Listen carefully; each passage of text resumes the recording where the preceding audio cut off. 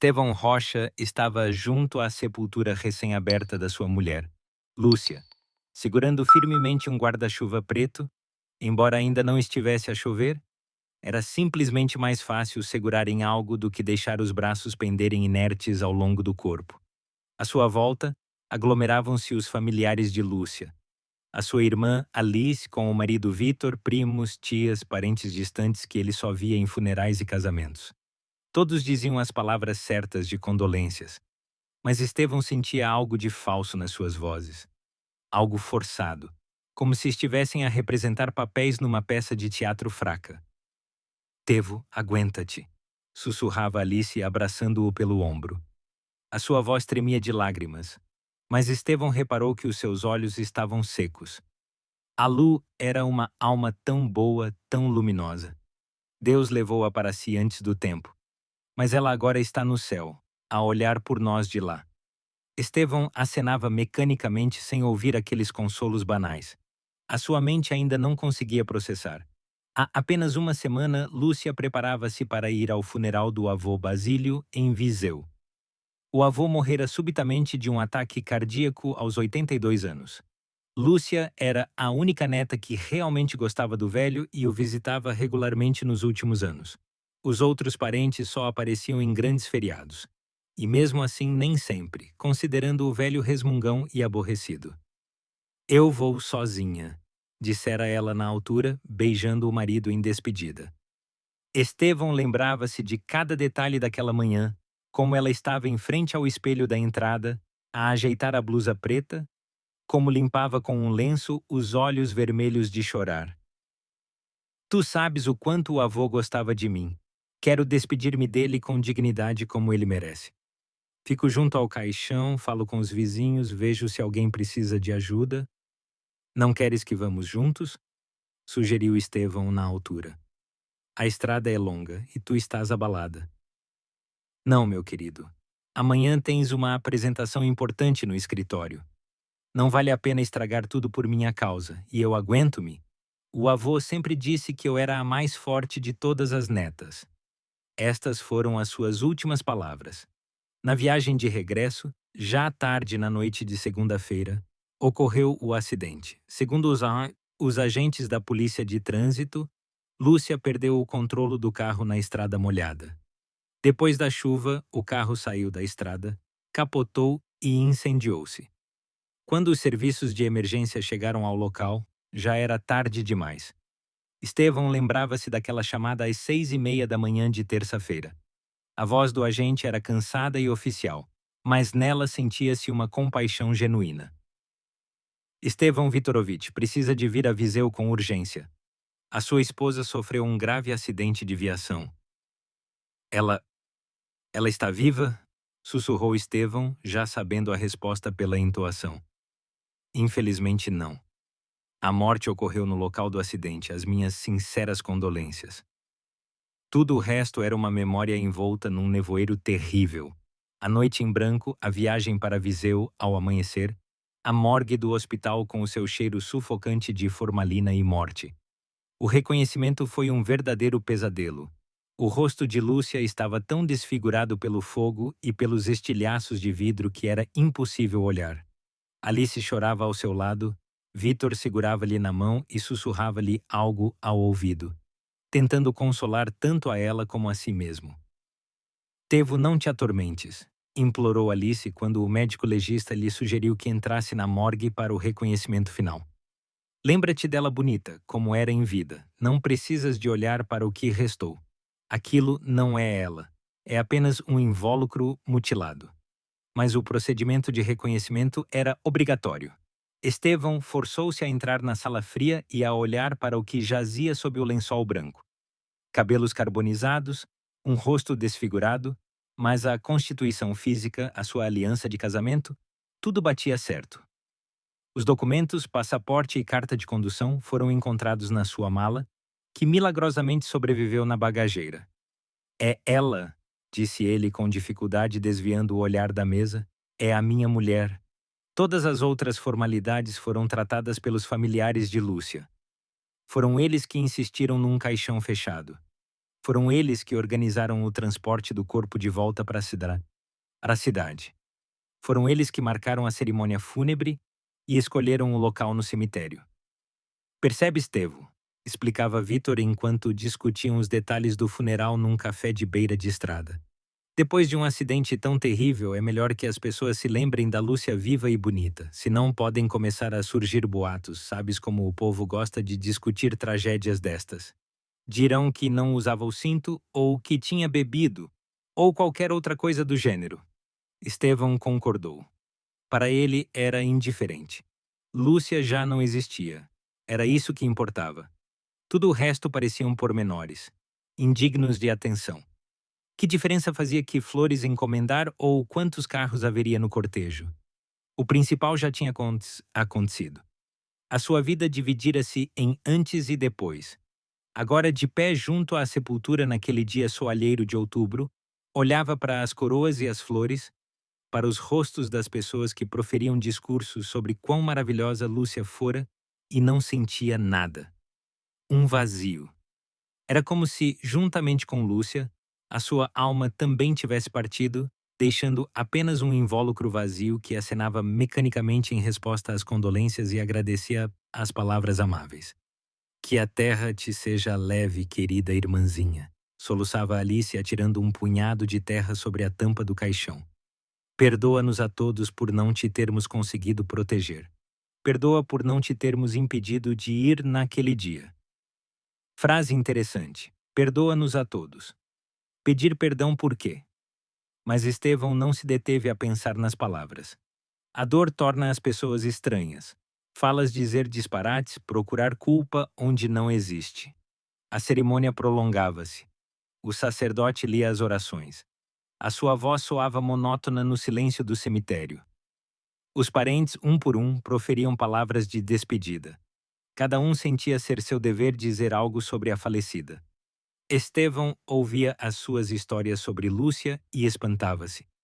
Estariam a falar da sua mulher? Aquela mulher perfeita dos seus discursos pouco se parecia com a Lúcia viva, com as suas pequenas fraquezas, excentricidades e hábitos. Estevão sentiu o chão a fugir-lhe debaixo dos pés. Não metaforicamente, literalmente, as pernas fraquejavam, pontos negros dançavam-lhe à frente dos olhos. Um zumbido enchia-lhe os ouvidos. O calor, o estresse, as noites em branco faziam-se sentir. Preciso de me afastar, sussurrou ele a Alice quando outro parente começou um longo discurso sobre como Lúcia o ajudara num momento difícil. Claro, querido, claro, acenou ela com compreensão, olhando para o seu rosto pálido. Vai. Nós tratamos de tudo aqui, não te preocupes. Estevão caminhou lentamente pelo caminho em direção à saída do cemitério. Atrás de si, as vozes ainda soavam, mas ele já não olhava para trás. A despedida estava feita. Lúcia já não existia. Agora tinha de viver de alguma forma, embora Estevão não fizesse a menor ideia de como. Para que se levantar de manhã agora? Para que trabalhar, fazer planos, sonhar com o futuro? Todos os seus planos estavam ligados a Lúcia. Junto aos portões do cemitério, num velho banco de madeira, estava sentada uma menina de uns 10 ou 11 anos. Magrinha, com um casaco gasto, claramente demasiado grande e comprido. Tinha olhos escuros e sérios, que pareciam demasiado adultos para o seu rosto. À sua frente, no chão, estava uma lata de conservas com algumas moedas. Senhor, pode dar-me um troco para pão? Pediu ela em voz baixa, quando Estevão passou por ela. A sua voz era clara, mas cansada. Ele meteu maquinalmente a mão no bolso do casaco. Tinha 2 notas de 20 euros e algumas moedas. Mas que diferença faz? Toma, disse ele, atirando as notas para a lata. A menina ofegou ao ver a quantia. Senhor, mas isto é muito. Tenha certeza. Talvez se tenha enganado.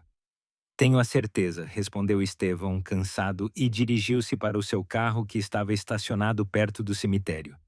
Senhor! Chamou-o a menina. Ele virou-se. Ela estava de pé, a segurar a lata, e olhava para ele com um estranho olhar inquisidor. Havia algo nos seus olhos que o fez parar. Senhor, a sua mulher está viva.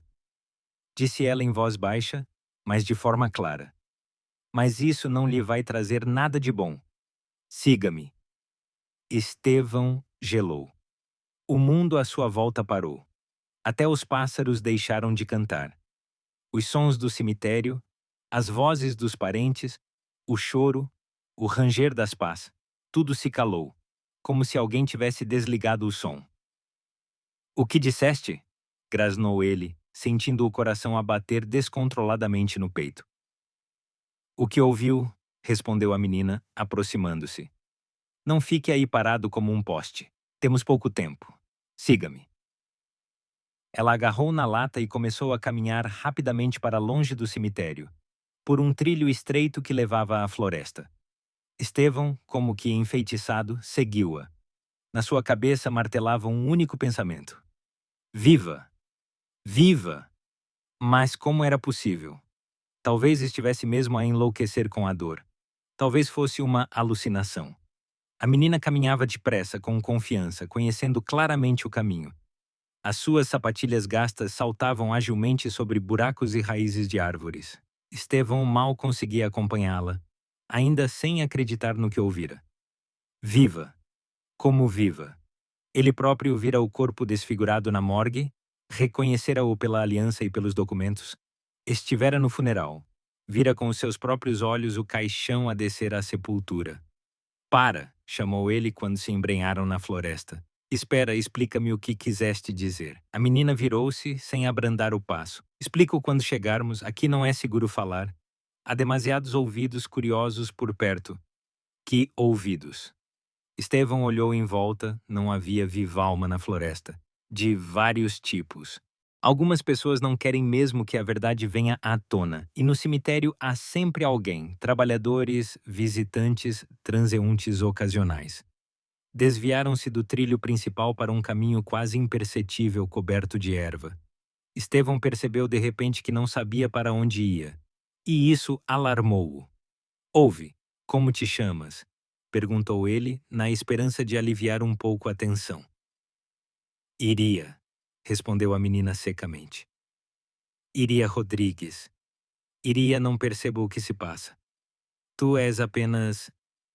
Ele hesitou, sem saber como chamar delicadamente a sua ocupação.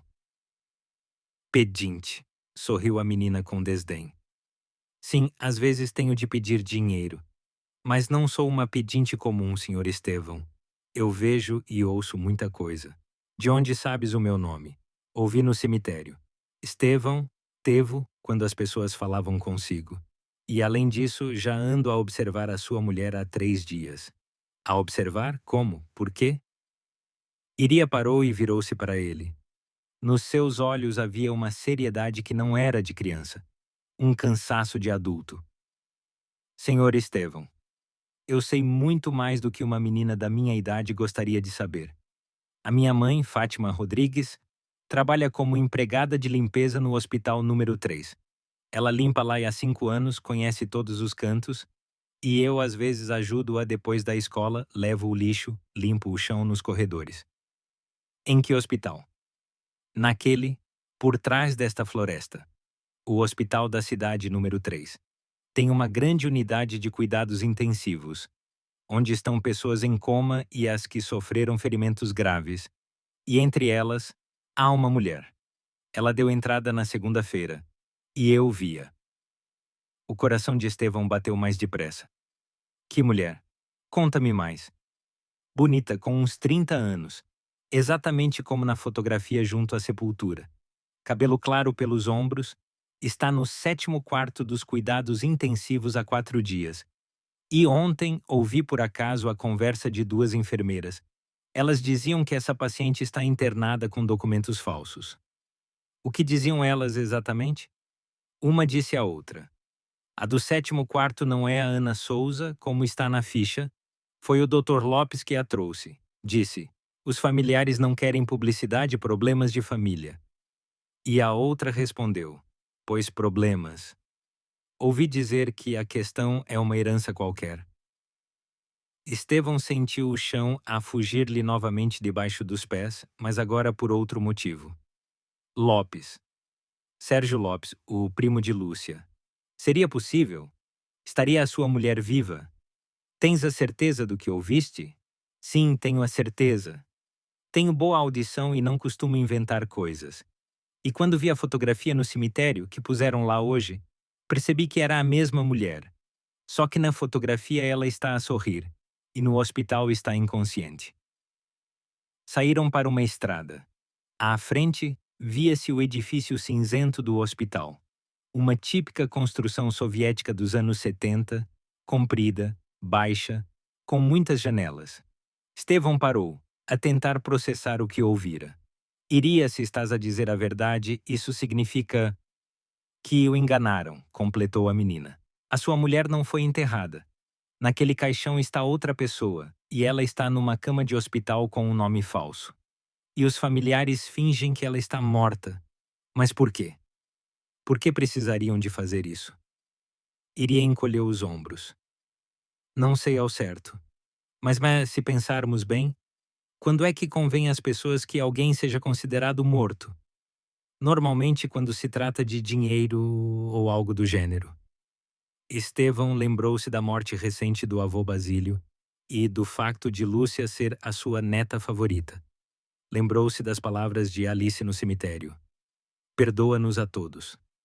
Lembrou-se de como os parentes assumiram rapidamente todas as formalidades do funeral, de como insistiram num caixão fechado. O avô Basílio, sussurrou ele. A Lúcia contou-me que ele fez um testamento em que ela era a única herdeira, e se ela morresse, a herança passaria para os restantes parentes. Foi o avô que decidiu assim? Vês, chegaste lá sozinho, acenou Íria. Agora vamos. Precisas de ver essa mulher para te convenceres com os teus próprios olhos. E como entramos nos cuidados intensivos? Não deixam entrar estranhos. Não deixam entrar adultos desconhecidos. Mas a mim conhecem-me lá. A filha da senhora da limpeza, que às vezes ajuda. Digo que trouxe um conhecido para ver a minha mãe. O importante é que se comporte de forma natural e não chame a atenção. O hospital recebeu-os com o cheiro a lixívia e medicamentos misturado com o aroma da comida hospitalar.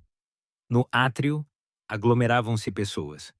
Uns esperavam pela sua vez, outros andavam nervosamente, outros choravam em silêncio, tendo recebido más notícias.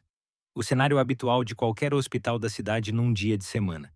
Iria passou com confiança pela recepção, acenando a um segurança idoso. Tio Paulo, vou ter com a minha mãe. Fátima Rodrigues, terceiro andar, limpeza.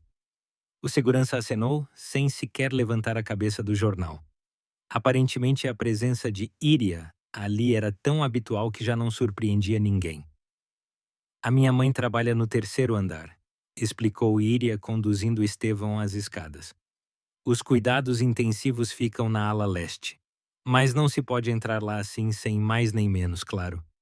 Primeiro, falamos com a minha mãe. No terceiro andar, o cheiro era ainda mais forte.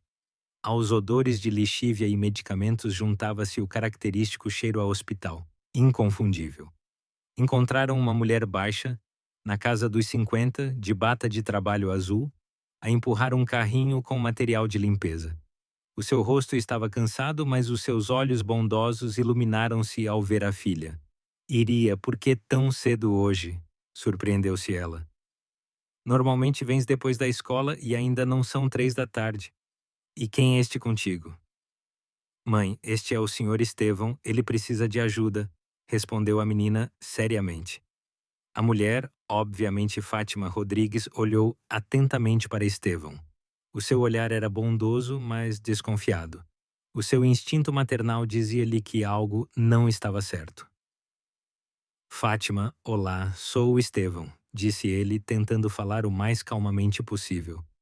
A sua filha diz que nos cuidados intensivos está uma mulher com documentos falsos. Tenho razões para acreditar que é a minha mulher. Ah, que disparate estás a dizer, Iria! Exclamou Fátima, batendo com as mãos.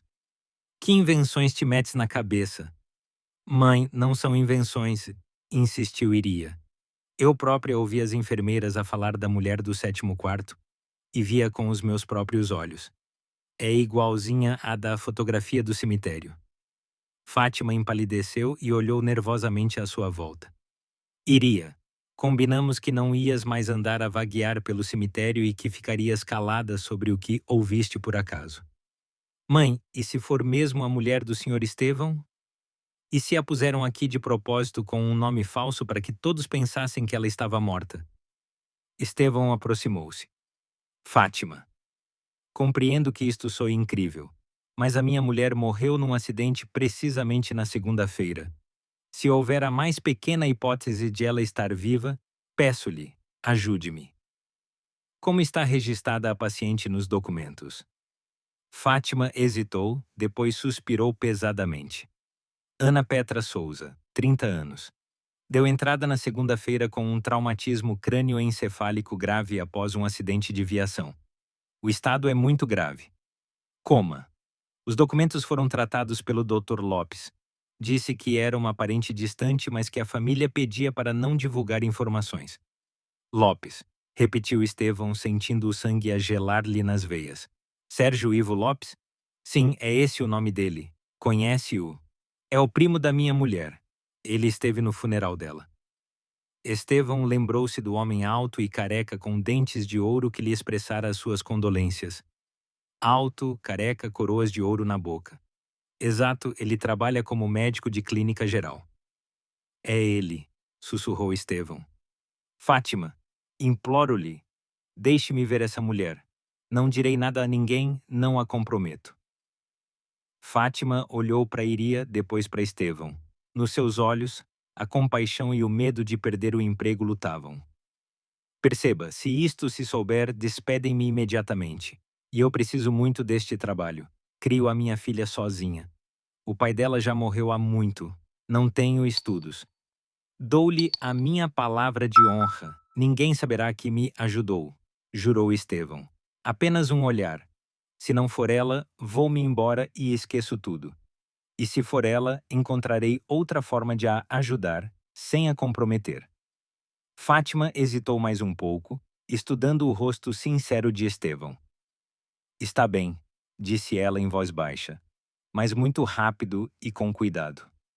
Agora é a hora do almoço. A maioria dos médicos está na cantina. Nos cuidados intensivos só está a enfermeira de serviço, mas ela está na sala dos médicos a preencher relatórios. A unidade de cuidados intensivos estava imersa na penumbra característica das instituições médicas. As persianas nas janelas atenuavam a luz do dia, criando uma atmosfera de silêncio concentrado. Os aparelhos que monitorizavam os sinais vitais dos pacientes apitavam ritmicamente. As botijas de oxigênio sibilavam suavemente. O sistema de ventilação zumbia monotonamente. O sétimo quarto fica no fundo do corredor, sussurrou Fátima, abrindo cuidadosamente a porta da unidade. Ande em silêncio, tente não fazer barulho, e se vir pessoal médico, saia imediatamente e diga que se enganou na porta. Estevão caminhava pelo corredor, sentindo o coração a bater descontroladamente no peito. Cada passo era um esforço. As pernas pareciam de chumbo. E se fosse mesmo a Lúcia? Como suportaria tal descoberta? E o que fazer a seguir? Como provar que os parentes encenaram a sua morte? No quarto número 7, junto à janela, estava uma cama de hospital rodeada de equipamento médico complexo. Um ventilador, um monitor cardíaco, vários soros, sensores de monitorização do estado do paciente. E no meio de toda esta magnificência técnica, jazia Lúcia. Estevão parou petrificado, sem acreditar nos seus olhos. A sua mulher estava ali, numa cama de hospital, viva, a respirar. O seu rosto estava pálido e imóvel, mas absolutamente intacto. Sem queimaduras, sem traços desfigurados. O cabelo estava penteado. Alguém cuidava dela. No ombro esquerdo, distinguiu um sinal de nascença familiar. No pulso, uma tatuagem quase imperceptível em forma de borboleta. Lu, sussurrou ele, estendendo a mão, mas sem ousar tocar-lhe.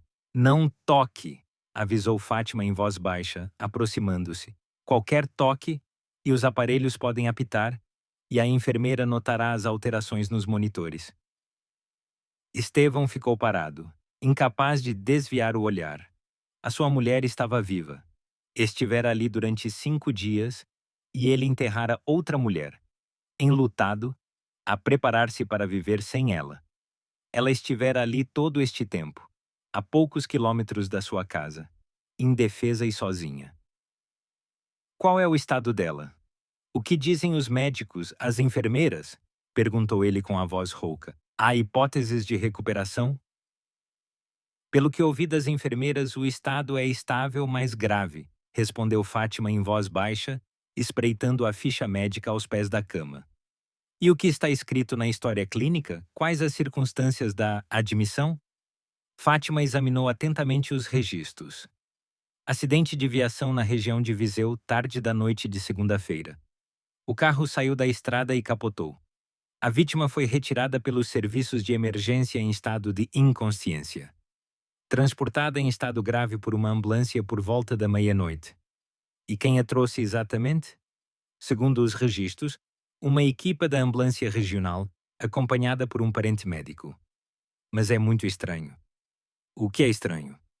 Só há uma nota breve a dizer que os parentes pedem total confidencialidade por motivos familiares. Não há mais pormenores, como nos outros pacientes. Estevão cerrou os punhos. O quadro tornava-se cada vez mais claro e horrível. Lúcia sofrera de facto um acidente, mas não morrera.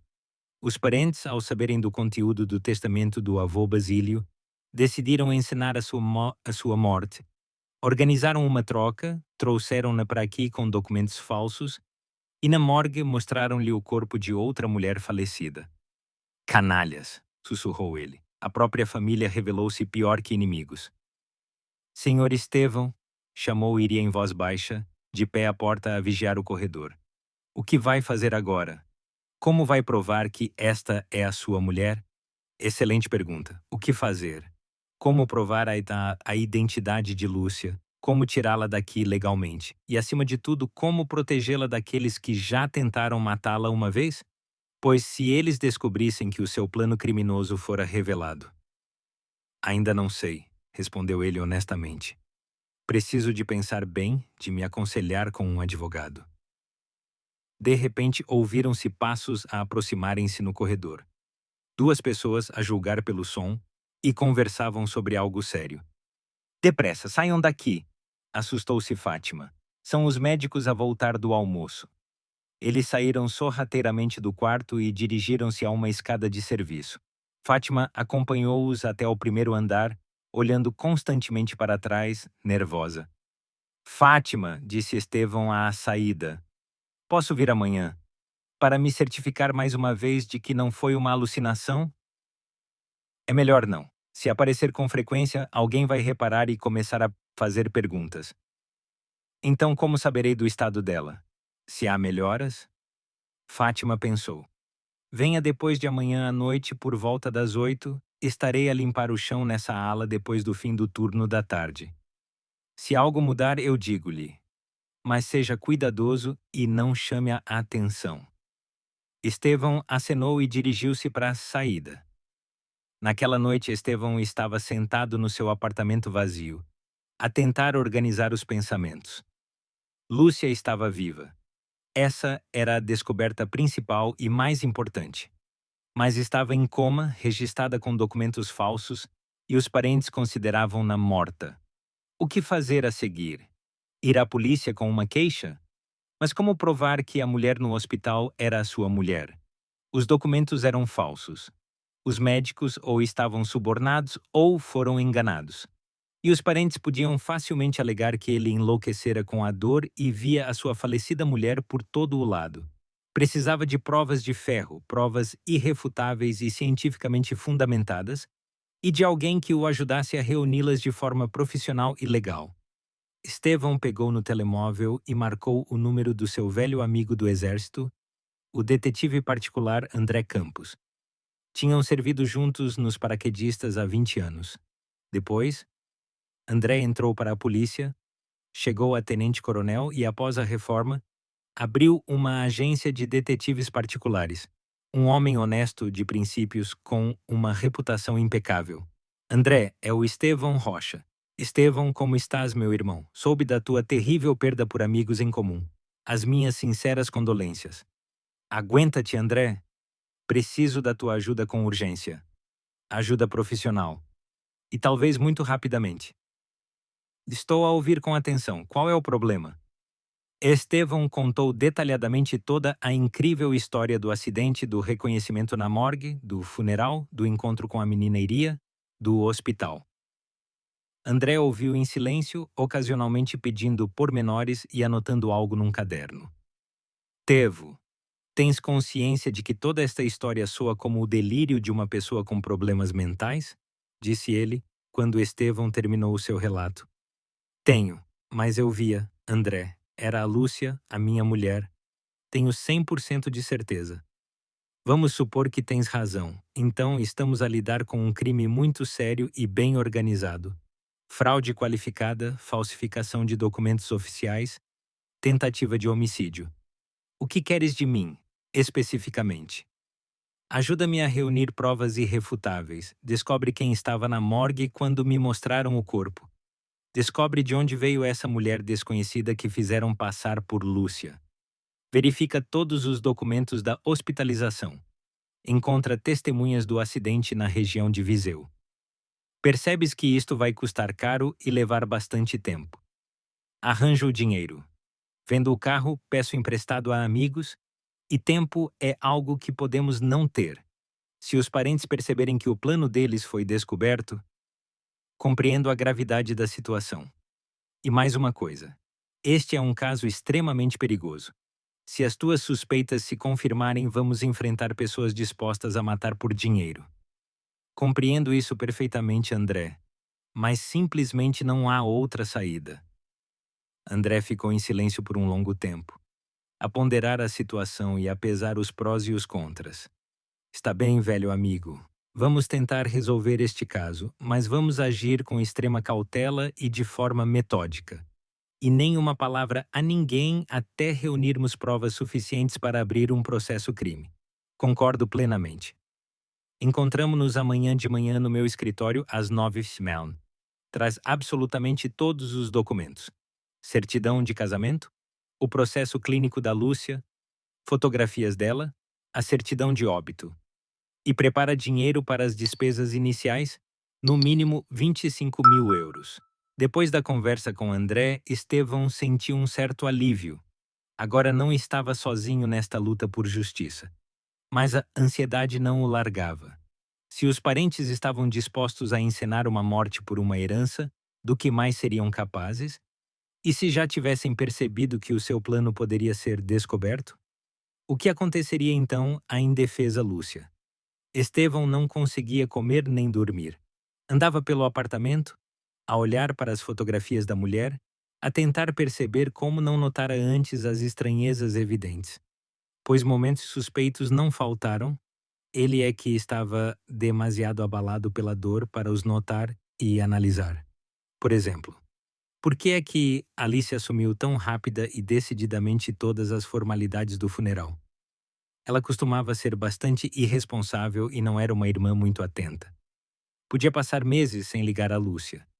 E por que é que os parentes insistiram tanto em realizar o funeral naquele cemitério específico e não onde os pais de Lúcia estavam sepultados? E mais uma estranheza. Por que ninguém dos parentes sugeriu, logo após o funeral, ler o conteúdo do testamento do avô Basílio? Normalmente, as questões de herança tentam resolver-se o mais rapidamente possível, especialmente quando se trata de quantias avultadas. E aqui todos se mantiveram taticamente em silêncio, como se fosse indecente. Quanto mais Estevão analisava o que acontecera, mais perguntas surgiam. E todas elas apontavam para uma conclusão terrível. A sua mulher fora traída pelas pessoas mais próximas. Aqueles em quem confiara toda a vida, que amava e considerava a sua família. De manhã, Estevão chegou ao escritório da agência de detetives particulares Campos e Associados, de André Campos. A agência ficava num antigo edifício de tijolo no centro histórico da cidade, no segundo andar. Um escritório modesto com 3 salas, recepção, gabinete de trabalho e sala de reuniões. Mas André trabalhava de forma honesta e profissional, tendo conquistado uma excelente reputação entre colegas e clientes. Conta-me tudo de novo, desde o início, disse André, ligando o gravador digital e abrindo um grosso caderno. E não omitas absolutamente nenhum pormenor, mesmo os que pareçam mais insignificantes. No trabalho de detetive, as pistas importantes muitas vezes escondem-se nos pormenores. Estevão relatou novamente toda a história em pormenor, começando com a viagem de Lúcia ao funeral do avô Basílio em Viseu. Tentou lembrar-se de cada detalhe. O que os parentes disseram exatamente, como se comportaram, que perguntas fizeram, se havia algo de suspeito no seu comportamento. André ouviu atentamente a tirar notas detalhadas, por vezes fazendo perguntas de esclarecimento. Então, o acidente ocorreu na segunda-feira à noite, resumiu ele, quando Estevão terminou. Mostraram-te o corpo na terça-feira de manhã e o funeral foi já na quinta-feira. Muito rápido para um evento tão sério, especialmente considerando o transporte interregional. A Alice explicou que, com o tempo quente, não se podia adiar o funeral. E, além disso, os parentes vieram de cidades diferentes. Não os podiam reter por muito tempo. Entendo. E quanto ao testamento do avô Basílio, alguém o viu ou sabe pormenores? Até agora ninguém falou abertamente sobre a necessidade de o ler. A Alice disse que não era a altura apropriada para falar de heranças. Esperaríamos até a missa de sétimo dia. Posição muito nobre. Tevo, preciso de fotografias de boa qualidade da Lúcia, retratos de rosto onde se vejam bem os traços, e a sua ficha médica completa se a tiveres. Tenho a ficha médica. Estevão tirou uma pasta com documentos. E as fotografias? Ele pegou no celóvel. Aqui estão as mais recentes, tirei-as há 2 meses na casa de campo de uns amigos. André examinou atentamente as fotografias no ecrã do smartphone. Mulher muito bonita. E tem sinais particulares. Sinais de nascença, cicatrizes, tatuagens, algo que ajude na identificação inequívoca. Um sinal de nascença no ombro esquerdo, bastante visível. Uma cicatriz no joelho direito de uma lesão de infância caiu de bicicleta. Foi suturada no pronto-socorro. E uma pequena tatuagem no pulso esquerdo em forma de borboleta, feita nos tempos de estudante. Excelente. Estes sinais são mais do que suficientes para uma identificação precisa. Agora, o nosso plano de ação. Eu vou à morgue da cidade. Vou averiguar quem foi levado para lá e quando, quem tratou dos documentos. Entretanto, tu reúnes o máximo de informação detalhada sobre todos os parentes da Lúcia. Onde trabalham, que rendimentos têm, se têm dívidas, créditos, problemas financeiros graves. E o que faço em relação ao hospital onde a Lúcia está? Por enquanto, absolutamente nada. É demasiado arriscado apareceres lá mais vezes. Se nos descobrirem prematuramente, podem transferir a tua mulher para outra instituição médica ou tomar medidas mais radicais. Estevão percebeu que André tinha toda a razão, era preciso agir com a máxima cautela e de forma ponderada. Mais uma condição importante, acrescentou André. Tens de te comportar de forma completamente natural. És um viúvo destroçado pela dor que tenta lentamente voltar à vida normal. Nada de perguntas suspeitas aos parentes, nada de estranhezas no comportamento. Entendi e memorizei. E, por via das dúvidas, tenta não ficar sozinho em casa por muito tempo, especialmente à noite. Se as minhas suspeitas se confirmarem, eles podem muito bem tentar eliminar-te também. Afinal, talvez também tenhas direitos legais a uma parte da herança, como cônjuge da Lúcia. Tu próprio não viste o testamento, e se também estiveres lá? Serei extremamente cuidadoso, prometeu Estevão. E memoriza o meu número de telemóvel. Se algo acontecer, liga imediatamente a qualquer hora do dia ou da noite. Não hesites. André Campos era um detetive muito experiente, com 20 anos de serviço nas forças de segurança. Ao longo desses anos, estabeleceu muitos contactos úteis que agora o ajudavam ativamente na sua prática privada. Na morgue da cidade, era bem conhecido e gozava de confiança. Já ajudara por diversas vezes em casos complexos de identificação de falecidos. André Petrovich, o médico legista, Simão Borges, ficou genuinamente contente ao ver o detetive no seu pequeno gabinete. Que bons ventos o trazem por cá. Que caso misterioso o trouxe. Estou a investigar um caso muito complicado, Simão. Preciso de informação detalhada sobre uma mulher que trouxeram na semana passada. Rocha, Lúcia Vitorovna, 32 anos, morreu num acidente de viação. Ah, lembro-me bem desse caso. Foi uma história realmente muito estranha e invulgar. Normalmente, depois de acidentes tão graves com incêndio, os falecidos têm um aspecto completamente diferente. E esta mulher parecia que tinha adormecido pacificamente. Explica-me melhor o que queres dizer. Bem, percebes. Informaram-me previamente por telefone que trariam a vítima de um acidente terrível. E quando olhei para o corpo, fiquei surpreendido. O rosto estava praticamente intacto, apenas muito pálido e ligeiramente coberto de fuligem. Nem sequer tinha queimaduras. E o que pensaste? Perguntou aos que trouxeram o corpo. Eles hesitaram, disseram que vinham de longe, que talvez se tivessem enganado na descrição de outro acidente ou que tivessem exagerado a gravidade dos ferimentos. E quem trouxe o corpo à morgue exatamente? 2 homens de meia idade apresentaram-se como parentes da falecida. Os documentos pareciam estar em perfeita ordem. Certidão de óbito oficial com o selo do hospital. Tinham muita pressa, diziam que precisavam de tratar de tudo o mais rapidamente possível e organizar o funeral. Os parentes trouxeram o corpo pessoalmente, não através da morgue oficial do hospital regional e não num carro especial? Exatamente, numa carrinha normal. Explicaram que na morgue regional havia uma fila enorme para os trâmites e que eles precisavam urgentemente. Até pagaram uma quantia considerável para acelerar o processo. André franziu o sobrolho. Isso contrariava todos os procedimentos estabelecidos e era extremamente suspeito. Corpos de outras regiões são normalmente transportados exclusivamente através de canais oficiais com o cumprimento de muitas formalidades. Simão, e os documentos dessa mulher, posso examiná-los com atenção? A rigor é informação confidencial. O acesso é restrito. Mas para ti, André Petrovich, abro uma exceção.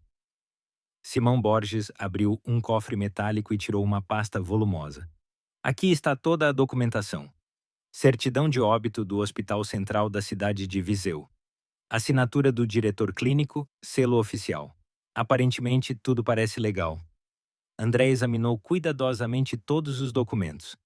Formalmente estavam bem preenchidos, mas o conteúdo era demasiado vago e carecia de pormenores médicos específicos. E o procedimento de reconhecimento, quem o realizou?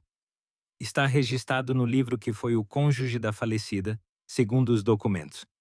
Mas eu já não estava no reconhecimento. Nesse dia, não trabalhei. Entendo. E o que aconteceu ao corpo depois dos trâmites? Foi enterrado 3 dias depois no cemitério norte. André tirou várias fotografias dos documentos com o seu telemóvel para análise posterior. Simão, e nesse mesmo período, na segunda-feira, terça-feira, trouxeram mais alguém? Mulheres com aproximadamente a mesma idade? O médico legista folheou atentamente o livro de registro de entradas. Sim, houve outra jovem mulher, com cerca de 30 anos, desconhecida, sem documentos. Foi encontrada numa cave abandonada nos arredores da cidade. Causa da morte: insuficiência cardiovascular aguda devido a alcoolismo crônico. Quando a encontraram exatamente?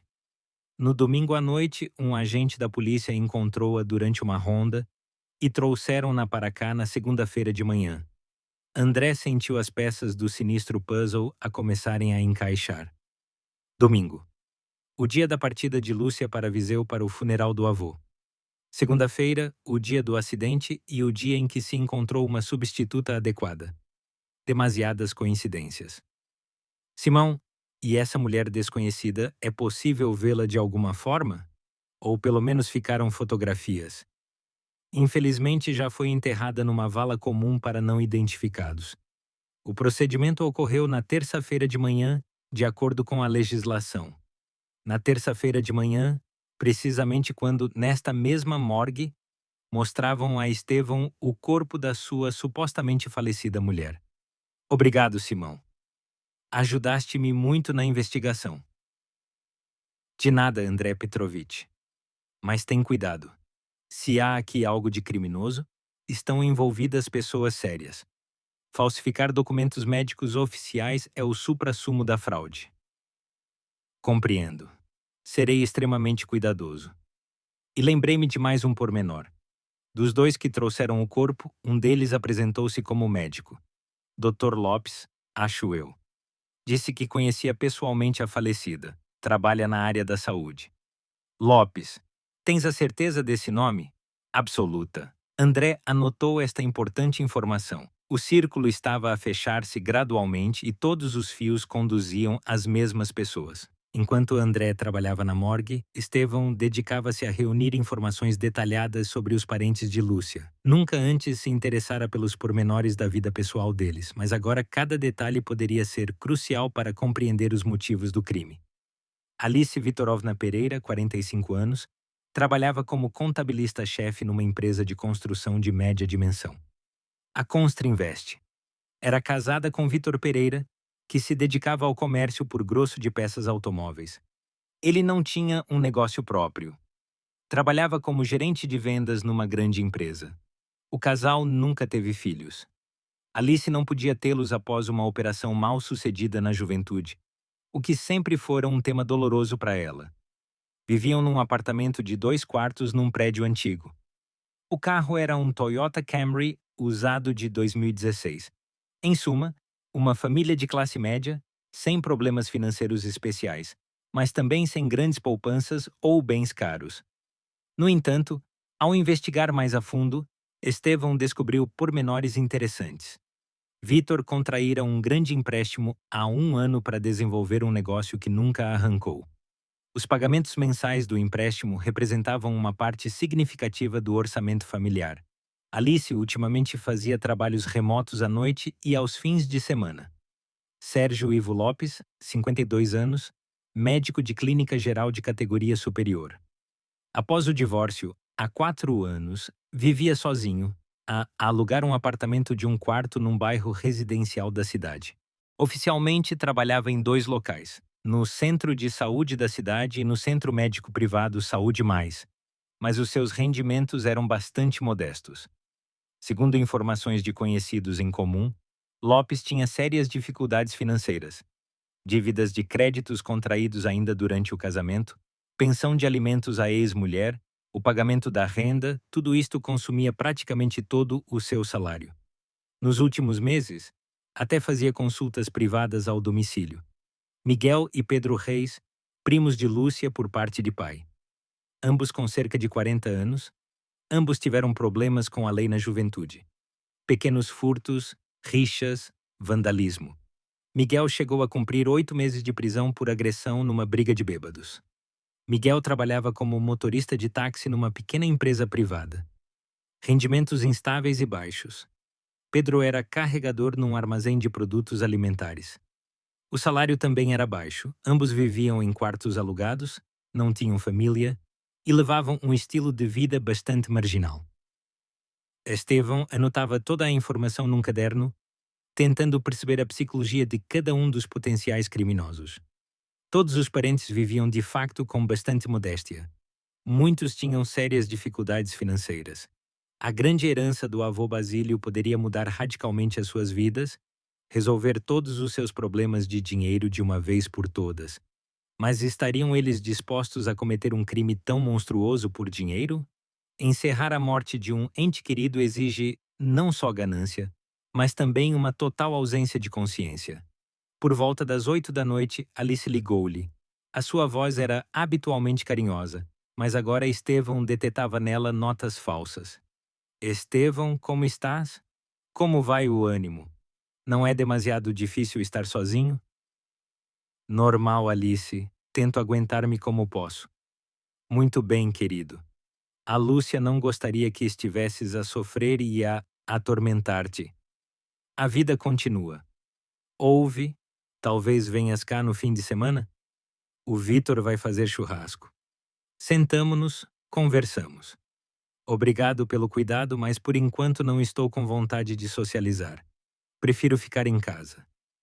Compreendo. A dor é uma provação séria. Mas o isolamento também não é a solução. A propósito, tens todos os documentos pessoais da Lu? A certidão, os cartões bancários. Estevão ficou alerta. Era a segunda vez que ela se interessava pelos documentos. E por que precisamente agora? Tenho, claro. Por que precisas deles? Bem, percebes? É preciso tratar urgentemente das questões da herança do avô Basílio. Já passou tempo suficiente e os processos burocráticos são muito demorados. O avô deixou um testamento em que a Lu era a principal herdeira. E eu não tenho direito a uma parte dessa herança como cônjuge.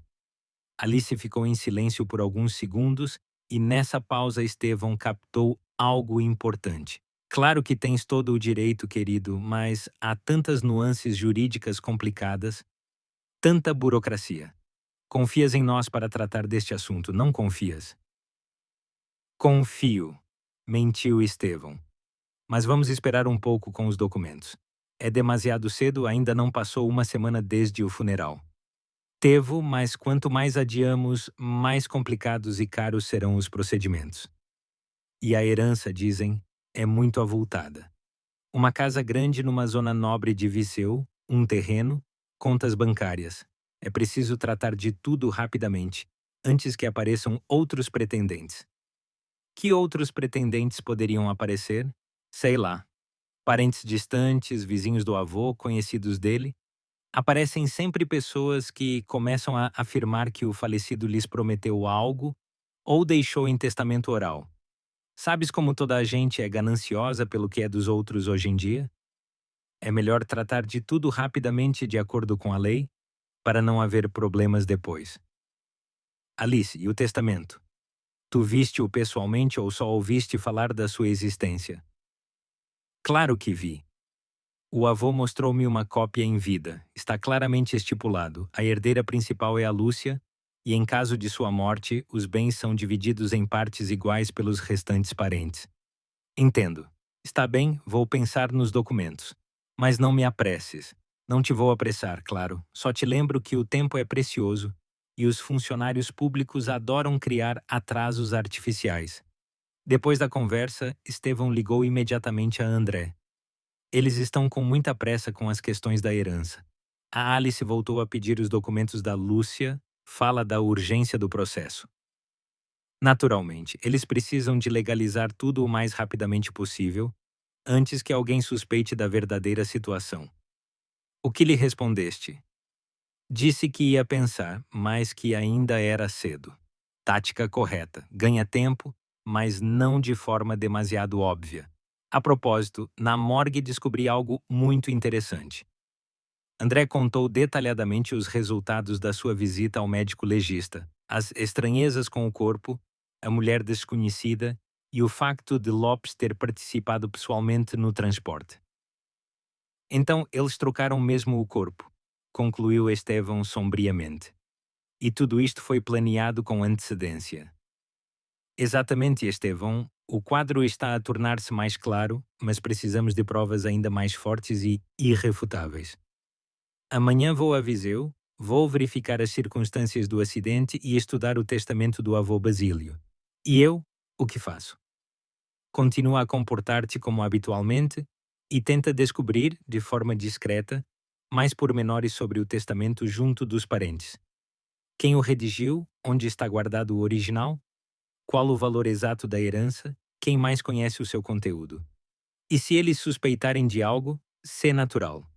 Tens todo o direito de te interessares pela herança da tua mulher. De manhã cedo, no dia seguinte, André partiu para Viseu no seu carro. Pelo caminho, contactou vários conhecidos nas forças de segurança locais a averiguar pormenores do acidente e as circunstâncias da morte do avô Basílio. André Petrovich, disse-lhe ao telemóvel o tenente da polícia Coelho, com quem servira na mesma unidade militar. O caso é realmente obscuro e suspeito. Oficialmente tudo parece um acidente normal, mas há algumas nuances muito estranhas. Conta-me mais. Primeiro, o local do acidente é bastante estranho. Normalmente, naquele troço da estrada quase não há acidentes. A estrada é reta, larga, sem curvas perigosas ou descidas íngremes. Segundo, o carro não foi encontrado imediatamente. E há testemunhas do acidente em si? Testemunhas diretas não há. Mas há um pormenor interessante. Os habitantes da aldeia mais próxima dizem que, naquela noite, passaram duas viaturas pela estrada com um pequeno intervalo. Primeiro, um carro ligeiro estrangeiro, e atrás dele um jipe escuro. Isso pode significar uma perseguição? É bem possível. E mais uma estranheza. Os vestígios no local do acidente, como se tivessem tentado empurrar um carro ou forçá-lo a sair da estrada. André anotava cuidadosamente todos os pormenores. O quadro tornava-se cada vez mais claro. O acidente fora provocado intencionalmente. Em Viseu, a primeira coisa que fez foi ir ver a casa do avô Basílio. Uma antiga mansão de tijolo do início do século XX, no centro histórico da cidade. Um grande terreno bem cuidado com árvores de fruto e canteiros de flores, uma sauna sólida, uma garagem para 2 carros. O imóvel era de facto muito valioso e atrativo. Os vizinhos partilharam de bom grado as suas memórias dos últimos meses de vida do velho. O senhor Basílio Petrovitch era uma pessoa maravilhosa, contava uma senhora idosa da casa ao lado. Só que ultimamente os parentes não lhe davam descanso com a sua atenção, especialmente depois de os médicos terem dito que os seus dias estavam contados. E quem o visitava com frequência? Todos os sobrinhos e sobrinhas. Antes passavam anos sem aparecer, nem sequer lhe davam os parabéns nos aniversários e feriados e de repente tornaram-se tão atenciosos. Especialmente a Alice com o marido, vinham quase todos os fins de semana e traziam aqueles 2 irmãos, os reis, acho eu. E como o avô reagia a isso? De várias maneiras. Uma vez disse-me: a Lúcia é a única de todos que gosta de mim de verdade. Estes outros só estão à espera que eu morra para ficarem com a herança. E a neta Lúcia, com que frequência visitava o avô? A Ludóshka vinha regularmente há muitos anos desde criança. Pelo menos uma vez por mês, se não mais. O avô gostava muito dela. Todos os vizinhos sabiam. Chamava-lhe a sua única neta verdadeira. André anotou os contactos de vários vizinhos para possíveis depoimentos futuros e dirigiu-se ao hospital local, onde Basílio Petrovitch falecera. Na instituição médica, soube que o velho morrera de facto de um infarte do miocárdio extenso e que os parentes sabiam da existência do testamento. Os parentes interessaram-se? Perguntou André ao médico assistente. E de que maneira? Foram eles mesmos que insistiram para que se chamasse urgentemente um notário. Diziam que o avô queria deixar tudo em ordem para que não houvesse disputas e conflitos familiares após a sua morte. E qual foi a reação deles ao conteúdo do testamento? Para ser brando, ficaram chocados e desapontados. Especialmente a Alice Vitorovna até fez uma cena a gritar que o avô não estava no seu perfeito juízo, que o testamento era inválido. A paragem seguinte foi o cartório notarial. A Doracilena Santos, uma notária com 20 anos de experiência, revelou-se uma mulher muito cuidadosa e pedante. O testamento de Basílio Petrovitch Reis? Repetiu ela. Claro que me lembro. Um caso muito invulgar e tenso. Em que consistia a invulgaridade? Ele deixou todos os seus bens móveis e imóveis, a casa, o terreno, os depósitos bancários, o carro, as antiguidades, inteiramente à sua neta, Lúcia Vitorovna Rocha. Justificou-o dizendo que só ela cuidara dele sinceramente todos estes anos. E qual foi a reação dos outros parentes? Ficaram extremamente indignados e desapontados. A Alice Vitorovna tentou convencer-me de que o avô estava sob o efeito de medicamentos fortes, que o testamento fora feito sob coação, mas o senhor Basílio Petrovitch estava plenamente consciente e respondia claramente a todas as minhas perguntas. Eu certifiquei isso oficialmente. E em quanto se estima aproximadamente essa herança? Não fiz uma avaliação exata, mas aproximadamente a casa no centro da cidade vale pelo menos 4 milhões de euros.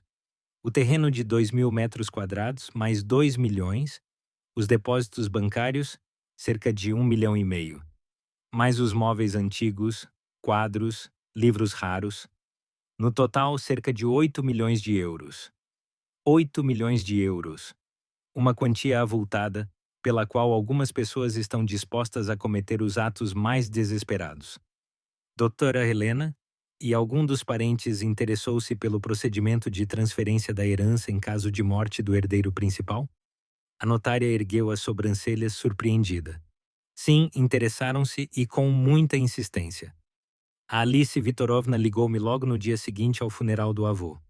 Perguntou em pormenor que documentos seriam necessários, quanto tempo demoraria o processo, se era possível acelerá-lo de alguma forma. E o que lhe explicou? Disse-lhe que seria necessária a certidão de óbito do herdeiro, documentos que comprovassem o grau de parentesco e declarações escritas de todos os pretendentes. O procedimento normal leva de 6 semanas a 2 meses. Ela tinha pressa com o processo? Muita pressa. Dizia que tinham planos concretos para a venda urgente do imóvel que já havia potenciais compradores. André agradeceu à notária e dirigiu-se ao local do acidente. O troço da estrada era de fato completamente seguro. Estrada reta, bom piso, excelente visibilidade. Na berma e no asfalto, encontrou vestígios característicos, longos arranhões e escoriações, que indicavam claramente que se tentara empurrar um carro para fora da estrada. Ao final da tarde, André regressou à sua cidade e encontrou-se imediatamente com Estevão num pequeno café nos arredores. "O quadro está finalmente completo", disse ele.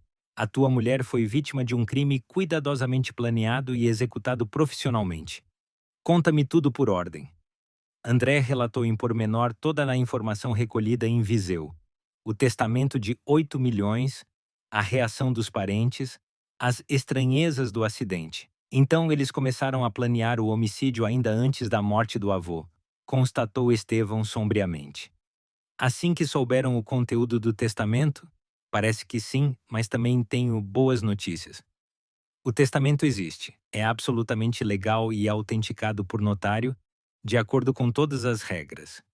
Se provarmos que a Lúcia está viva, a herança ficará inteiramente com ela. E as más notícias, temos muito pouco tempo. Os parentes estão com muita pressa para tratar dos documentos. E se eles perceberem que o seu plano foi descoberto, o que acontece? Então a Lúcia tornar-se-á um problema ainda mais sério para eles, e eles podem tomar a decisão final de eliminar fisicamente. No dia seguinte, Estevão teve a certeza final de que estava a ser vigiado. De manhã, ao sair de casa, notou um Jeep Land Cruiser escuro familiar, estacionado do outro lado da rua. O mesmo carro estava perto do seu escritório quando chegou ao trabalho, e à noite estava novamente à porta de sua casa. "Eles definitivamente suspeitam de algo", disse ele ao detetive quando se encontraram no seu escritório. "Talvez já saibam com certeza que os descobrimos. Muito provavelmente, a tua aparição no hospital acompanhado pela menina pode ter te denunciado e alertado-os seriamente. Estevão, temos de acelerar urgentemente as nossas ações. Tem um médico perito conhecido que pode examinar a tua mulher no hospital de forma não oficial e dar um parecer sobre a sua identidade. E como ele entrará nos cuidados intensivos? Vou combinar com um dos médicos do hospital. Apresentá-lo-emos como um consultor do Centro Médico Regional para casos complexos de traumatismo crânioencefálico. Na agitação do hospital, ninguém verificará cuidadosamente os documentos de um especialista convidado. E se eles já nos tiverem descoberto completamente? Então temos muito pouco tempo para agir. Talvez apenas algumas horas. À 00:30, Estevão e André encontraram-se na entrada de serviço do hospital. Fátima Rodrigues esperava-os num corredor mal iluminado, a mudar nervosamente o peso de um pé para o outro e a olhar constantemente à sua volta. "Depressa, por favor", implorou ela em voz baixa. O médico de serviço adormeceu há meia hora no seu gabinete, mas a enfermeira de serviço pode voltar a qualquer momento da sua ronda na enfermaria de medicina interna. E a segurança? O tio Paulo, como de costume, está a dormitar na sua cadeira no primeiro andar. Normalmente não acorda até de manhã, mas por via das dúvidas, andem o mais silenciosamente possível. E o alarme? Eu desliguei-o há 20 minutos. Eles passaram cuidadosamente pelo corredor de serviço, a escada que levava à unidade de cuidados intensivos. Estevão carregava uma maca médica dobrada, André uma mala com os medicamentos necessários caso Lúcia reagisse mal ao ser desligada das máquinas.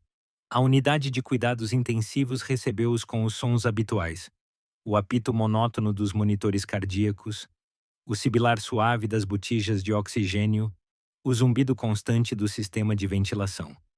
Na penumbra do turno da noite, estes sons pareciam especialmente sinistros e alarmantes. O sétimo quarto fica no fundo do corredor, sussurrou Fátima. Andem com muito cuidado, tentem não fazer barulho. Eles passaram silenciosamente pelo corredor por outros quartos onde jaziam pacientes em estado grave. Estevão tentava não olhar para os lados. Aquelas figuras imóveis sob os lençóis brancos do hospital, na penumbra noturna, pareciam demasiado sombrias e deprimentes. O quarto número 7 era iluminado apenas pela luz suave de um candeeiro de cabeceira. Lúcia jazia na mesma cama de hospital, ligada a equipamento médico complexo. No silêncio da noite, os sons dos aparelhos de suporte de vida pareciam especialmente altos. Como a desligamos corretamente de todos estes aparelhos? Sussurrou Estevão, preocupado. Com muito cuidado e gradualmente, respondeu André, examinando atentamente o equipamento médico. O principal é não perturbar as funções vitais do organismo. Com o máximo cuidado, desligaram os sensores de monitorização, retiraram cuidadosamente os soros, extraíram com cuidado o tubo de respiração da traqueia. Lúcia gemeu fracamente e tentou mexer-se, mas não acordou. A sua respiração tornou-se autônoma, embora superficial e irregular. A maca, ordenou André em voz baixa. Juntos transferiram Lúcia da cama de hospital com o máximo cuidado. Ela estava muito leve, quase sem peso, após um longo período deitada e a ser alimentada artificialmente. Pronto. Temos de sair daqui urgentemente, sussurrou André, cobrindo Lúcia cuidadosamente com um cobertor quente. Mas nesse momento crítico, ouviram-se passos a aproximarem-se no fundo do corredor. Pelo menos 3 pessoas, a julgar pelo som. E conversavam sobre algo sério. Alguém vem na nossa direção, sussurrou Fátima, assustada, a espreitar para o corredor. Estevão espreitou cuidadosamente para fora do quarto e, na penumbra do corredor, viu 3 silhuetas escuras. Homens à paisana, claramente não eram pessoal médico, e dirigiam-se precisamente para a unidade de cuidados intensivos. Eles estão aqui e vêm na nossa direção, sussurrou ele a André. Não sei quem são, mas tenho a certeza de que não são médicos. É demasiado tarde para uma visita médica de rotina. Os passos aproximavam-se inexoravelmente. No silêncio do hospital noturno, soavam especialmente ameaçadores e sinistros. O sétimo quarto está vazio. Ouviu-se uma voz masculina alarmada. Procurem por todo o lado, ordenou outra com firmeza. Revistem todos os quartos, todas as arrecadações. Não podem ter ido longe. Verifiquem as escadas de serviço e as saídas de emergência, acrescentou um terceiro. André avaliou instantaneamente a situação crítica. Fátima, há outro caminho para sair desta unidade? Pela cave do hospital. Mas é um verdadeiro labirinto de corredores. É fácil perder-se no escuro. Não importa, não temos outra saída. Leve-nos para lá imediatamente. Eles levaram cuidadosamente a maca para fora do quarto e dirigiram-se a uma escada de serviço na extremidade oposta do longo corredor. Atrás deles, as vozes dos perseguidores soavam cada vez mais altas e insistentes. Verifiquem cada quarto. Eles estão algures por aqui. Não podiam ter ido longe com um doente acamado. Fátima guiou-os por uma escada estreita até as caves do hospital. Cheirava a umidade e a desinfetantes. Longos corredores divergiam em várias direções, iluminados apenas por lâmpadas esparsas sob um teto baixo. Para que lado? Sussurrou Estevão, carregando cuidadosamente a maca com a sua mulher. Sigam-me, respondeu Fátima, mas com muito cuidado. O som aqui ecoa por todo o lado. Serpentearam pelo complexo labirinto de corredores da cave, passando por arrecadações com equipamento médico, arquivos de documentos, a antiga caldeira e a lavandaria. Lúcia permanecia imóvel. A sua respiração era fraca, mas regular. Estevão verificava-lhe o pulso periodicamente. Por enquanto, tudo estava relativamente estável. Aqui está finalmente a saída, sussurrou Fátima, apontando para uma pesada porta metálica no final de mais um corredor. Do outro lado da porta, esperava-os pacientemente o paramédico Igor com uma ambulância, um veículo de reanimação branco com cruzes vermelhas. Onde estiveram tanto tempo? Perguntou ele ansioso.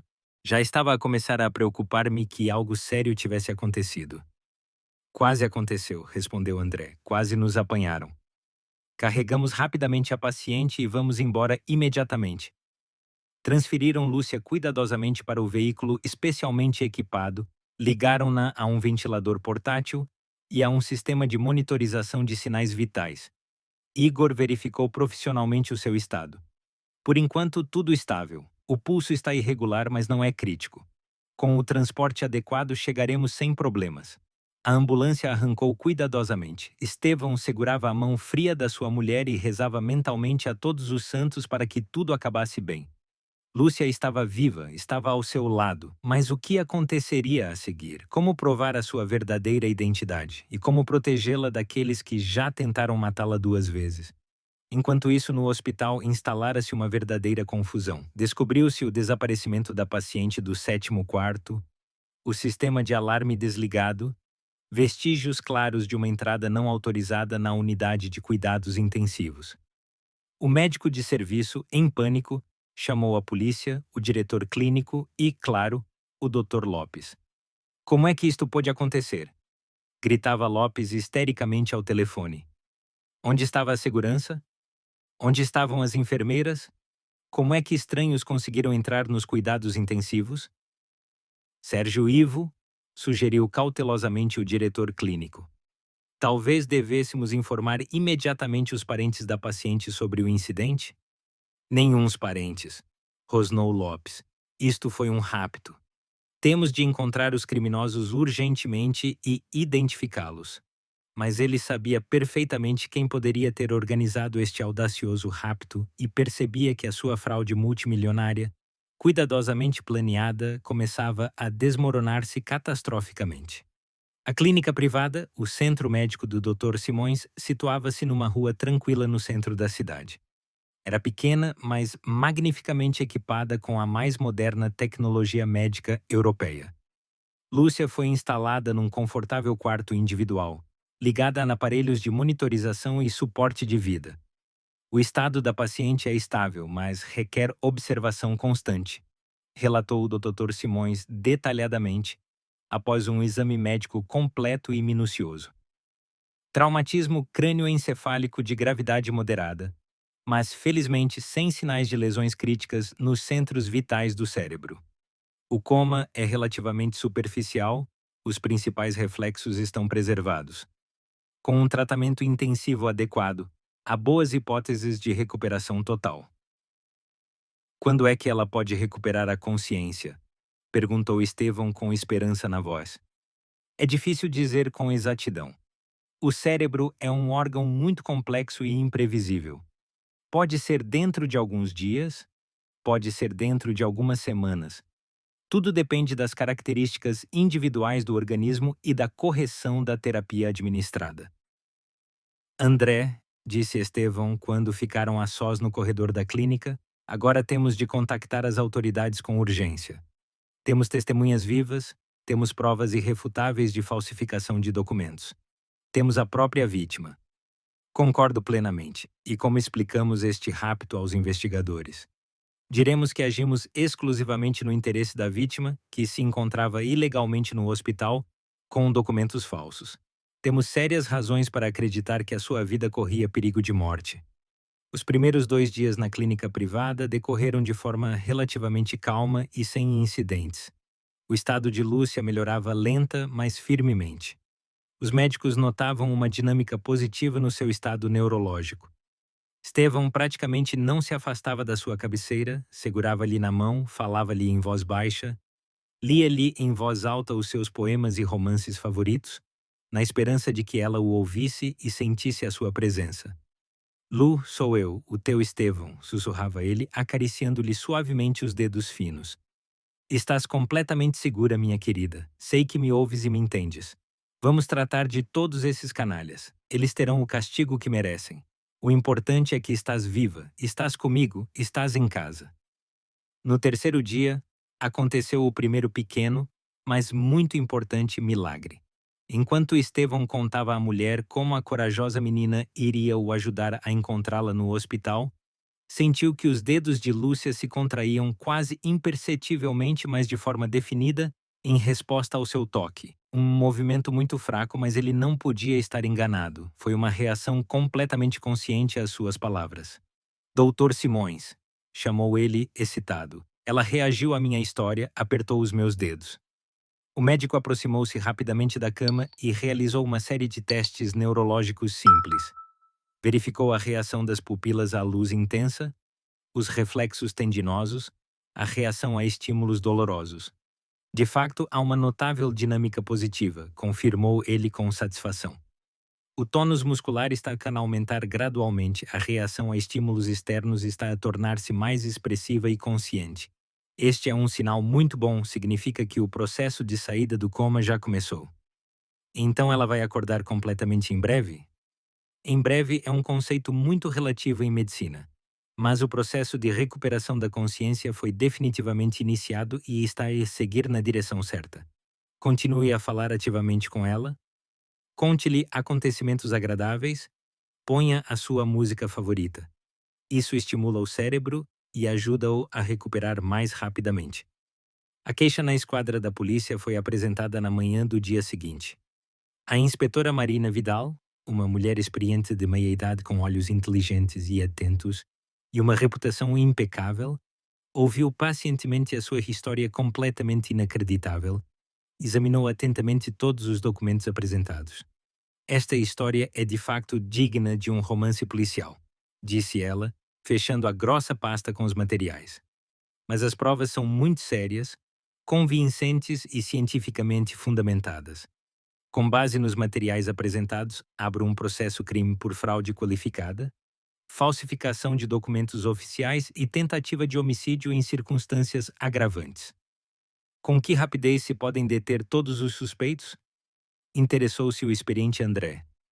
Ainda hoje, na segunda metade do dia, enviarei várias equipas operacionais para uma detenção simultânea. Mas primeiro, é necessário garantir uma proteção fiável à vítima. Onde se encontra ela atualmente? Estevão deu o endereço exato da clínica privada do Dr. Simões. Excelente. Organizarei imediatamente uma vigilância 24 horas por elementos da polícia judiciária. E o senhor, Estevão Vitorovich, também deve ter o máximo cuidado nos próximos dias. Os criminosos em desespero podem tentar fugir ou apagar os seus rastros de qualquer forma. E o que fazemos com o hospital onde a minha mulher esteve internada com documentos falsos? Realizaremos lá uma verificação de serviço completa e minuciosa. Interrogaremos todo o pessoal médico sem exceção. Averiguaremos quem estava a par do esquema criminoso e participou ativamente e quem agiu sem conhecimento das verdadeiras circunstâncias. As detenções em massa começaram na segunda metade do mesmo dia.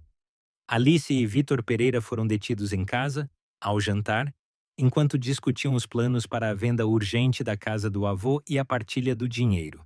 Sérgio Lopes foi detido diretamente no hospital durante o seu horário de consulta na policlínica. Os primos Reis foram detidos nos seus locais de trabalho, no táxi e no armazém.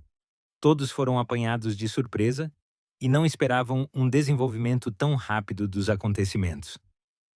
Durante as buscas às casas dos suspeitos, os agentes encontraram muitas provas comprometedoras, que confirmavam inequivocamente a sua culpa, correspondência ativa por telemóvel com a discussão detalhada de todos os aspectos do crime, recibos de pagamento dos serviços dos médicos subornados e até notas manuscritas com um plano detalhado da encenação da morte e das ações subsequentes.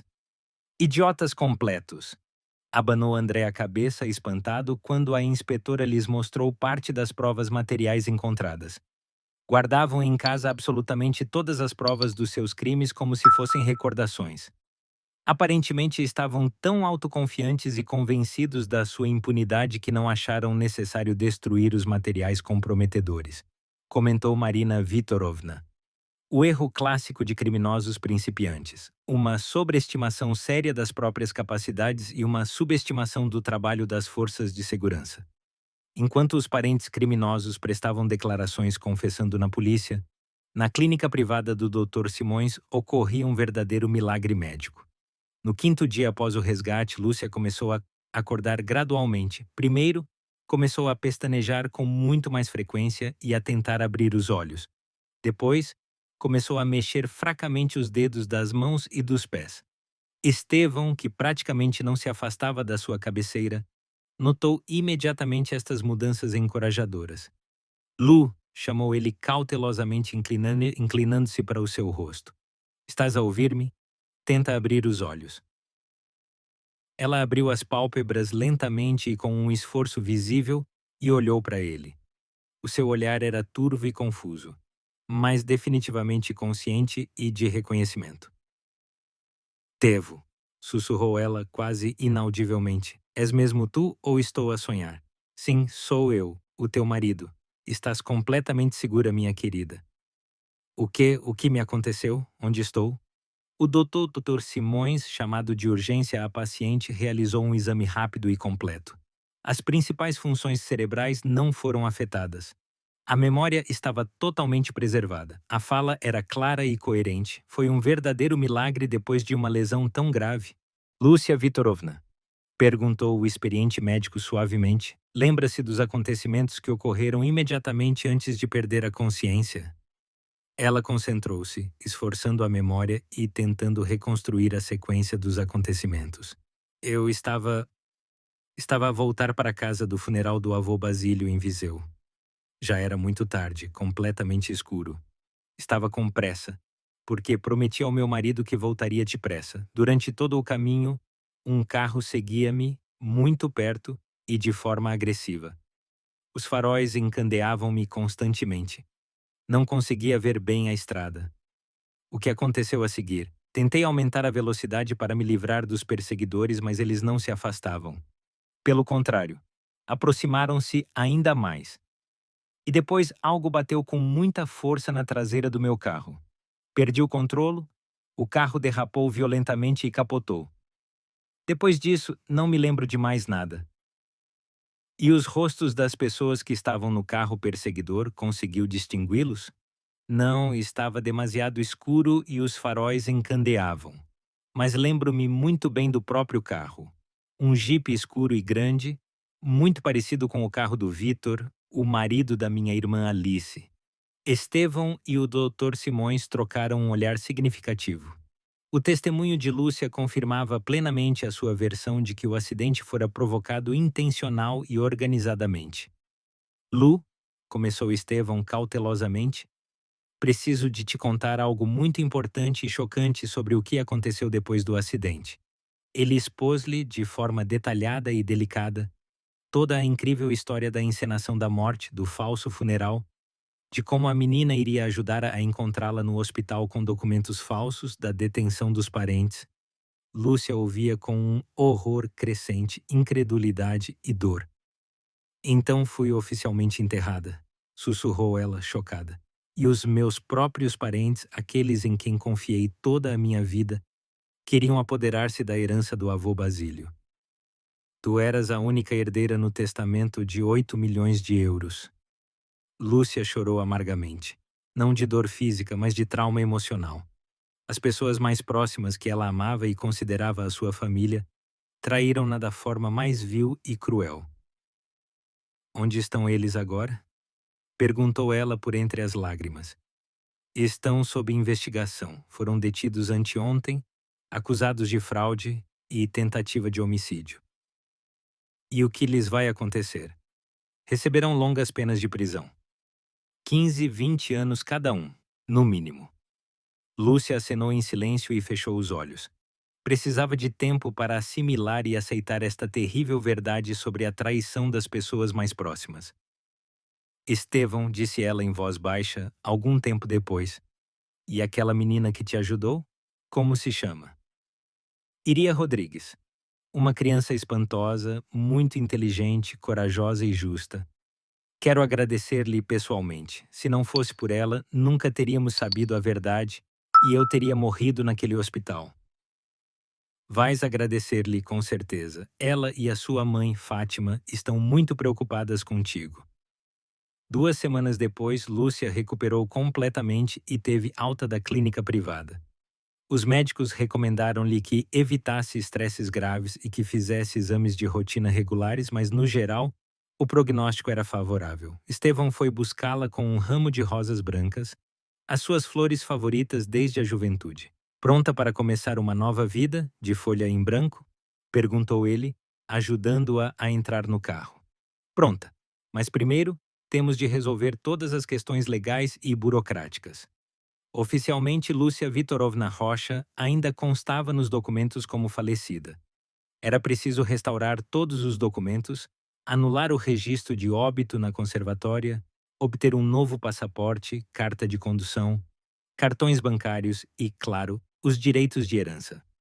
Os procedimentos legais revelaram-se demorados e muito complexos. Tiveram de provar repetidamente em várias instâncias judiciais que Lúcia estava viva, apresentando relatórios médicos detalhados, resultados de perícias, depoimentos de numerosas testemunhas. O sistema burocrático português não estava preparado para um caso tão extraordinário. Afinal, do ponto de vista da lei, a ressurreição dos mortos não está prevista. Mas, no final, a justiça prevaleceu. O tribunal da cidade reconheceu oficialmente Lúcia como viva, anulou o registro da sua morte e restaurou todos os seus direitos civis. A herança do avô Basílio foi finalmente registrada em seu nome, em total conformidade com o testamento autenticado por notário. O que vamos fazer com a casa do avô em Viseu? Perguntou Estevão quando receberam todos os documentos de propriedade. Vendê-la imediatamente, respondeu Lúcia com determinação. Há demasiadas memórias más e dolorosas lá. É melhor comprarmos algo novo, onde possamos ser verdadeiramente felizes e tranquilos. E como usamos o dinheiro arrecadado? Uma parte gastamos numa boa casa nova, outra parte guardamos para o futuro. E, claro, ajudamos generosamente todos os que nos ajudaram. A Fátima Rodrigues e a sua filha Iria, o Dr. Simões, o teu amigo André. O processo judicial contra os parentes criminosos durou 4 meses. Todos os arguidos receberam sentenças severas de acordo com a gravidade dos crimes cometidos. Alice Pereira, 12 anos de prisão. Vitor Pereira, 13 anos. Sérgio Lopes, 11 anos. Os irmãos Reis, 10 anos cada um. Todos tentaram recorrer das sentenças em instâncias superiores, contrataram advogados caros, mas sem sucesso. As provas da sua culpa eram absolutamente irrefutáveis e exaustivas. Estevão e Lúcia, por princípio, não assistiram às sessões do tribunal. Não queriam ver os rostos daqueles que os traíram tão cruelmente. A justiça principal finalmente prevalecera. 1 mês após o fim do processo judicial, Estevão e Lúcia foram visitar Fátima Rodrigues e a sua notável filha Iria. Queriam agradecer-lhes pessoalmente pela ajuda e apoio inestimáveis nos momentos mais críticos. Sem vocês nunca teríamos descoberto a terrível verdade, disse Lúcia, abraçando Fátima com força. Arriscaram o vosso trabalho e a vossa segurança pessoal por pessoas completamente desconhecidas. Ora, essa foi o nosso dever humano. Envergonhou-se a boa mulher. Simplesmente não se podia permitir uma injustiça tão monstruosa. A mãe fez o que estava certo, declarou seriamente a Íria de 11 anos. Eu disse ao Sr. Estevão que a sua mulher estava viva. Lembram-se? Todos riram a recordar aquele dia dramático no cemitério. De fato, Iria revelou-se uma profetisa surpreendentemente precisa. Lúcia estava viva, mas o que viveram deixara cicatrizes indeléveis nas almas do casal. Iria, disse Lúcia, quero propor-te algo muito importante. És uma menina incrivelmente inteligente e talentosa. Deves ter uma excelente educação e um futuro brilhante. Não queres mudar para um bom colégio? Estamos dispostos a pagar integralmente toda a educação e as atividades extracurriculares. A sério, posso? Animou-se a menina inteligente. Há muito que sonho em estudar numa escola verdadeiramente boa, com professores fortes. Claro que pode. E não só a escola. Depois, a universidade se quiseres ser médica, advogada ou outra coisa qualquer. Quero ser detetive particular como o Sr. André, declarou Iria com determinação. Vou ajudar as pessoas a encontrar a verdade e a restaurar a justiça. Excelente e nobre ideia, sorriu Estevão aprovador. Darás uma ótima detetive com um apurado sentido de justiça. Fátima, com lágrimas de alegria e gratidão nos olhos, agradeceu-lhes por tal generosidade. Para ela, era um verdadeiro presente do destino, uma oportunidade de garantir à sua amada filha uma educação digna e um futuro brilhante. E mais, acrescentou Lúcia, gostaríamos de vos oferecer a mudança para um novo e espaçoso apartamento. Temos um imóvel vago que podemos oferecer-vos. Isso é demasiado caro e valioso, protestou Fátima. Não podemos aceitar um presente tão generoso. Podem e devem. Vocês literalmente salvaram minha vida. Isso pode ser medido em dinheiro? No final, Fátima aceitou a proposta deles. Um mês e meio depois, ela e Iria mudaram-se para um belo apartamento de 2 quartos, e Iria entrou para o melhor colégio da cidade. André Campos recebeu uma recompensa muito generosa pelo seu trabalho profissional e tornou-se uma verdadeira celebridade entre os detetives particulares. A história da ressurreição da mulher morta tornou-se lendária nos círculos profissionais. Começaram a procurá-lo para os casos mais complexos e intrincados de todo o país. O Dr. Simões recusou a recompensa monetária, mas aceitou com gratidão como presente equipamento médico moderno de alta tecnologia para a sua clínica privada no valor de 1 milhão de euros. Passou 1 ano e meio desde aqueles acontecimentos trágicos, mas no final, felizes. Estevão e Lúcia venderam a casa do avô em Viseu por 5 milhões de euros e compraram uma bela e moderna moradia num subúrbio ecologicamente limpo. Um lugar tranquilo e sereno, rodeado por um pinhal com um lago pitoresco nas proximidades. Sem memórias dolorosas, apenas a esperança de um futuro feliz. Lúcia recuperou completamente da grave lesão. Às vezes tinha dores de cabeça em tempo de chuva, mas os médicos garantiram que, com o tempo, isso também passaria. O mais importante é que estava viva, saudável e verdadeiramente feliz. Estevão também mudou radicalmente. O que vivera ensinou-o a valorizar cada dia passado com a pessoa amada, a não tomar a felicidade familiar como garantida. Tornou-se mais atencioso, carinhoso, paciente, deixou de se enervar com ninharias do trabalho. O trabalho, a progressão na carreira, os bens materiais, tudo isso passou para segundo plano em comparação com o maior tesouro da vida: uma família forte e amorosa. A vida continuava. Uma segunda vida bela e cheia de sentido profundo que eles receberam graças à coragem de uma pequena menina e à força do amor verdadeiro e sincero.